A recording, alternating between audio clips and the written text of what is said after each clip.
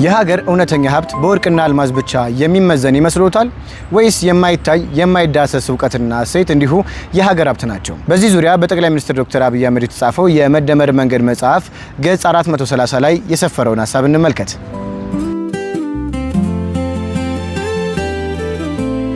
መደመር አቅምን መሰብሰብና እውቀትን በማከማቸት ወረት የማካበት ሂደት ነው። እንደ እርሾ የሆነ የሚያገለግለውና በዘመናት ጉዞ ውስጥ የሀገርን ሀብት እንዲበዛ የሚያደርገው የሚጨበጥ ወርቅና አልማዝ ብቻ ሳይሆን እንደ አረንጓዴ አሻራ አይነት ከእንቁ የጠነከረ መልካም ባህልም ጭምር ነው። በመደመር መንገድ መጽሐፍ እይታ ሀገርን በዘመናት ሂደት አሳድጎ የሚያበለጽገው የሚጨበጠው ሀብት ብቻ ሳይሆን አቅምና እውቀትን አበልጽጎ የሚያበዛው ከእንቁ የጠነከረ መልካም ባህላችን ነው። ለሀገር እድገትና ልማት መሰረት የሆኑት መልካም እሴትና እውቀቶቻችን የበለጠ ጥቅም ላይ ለማዋል ከኛ ምን ይጠበቃል?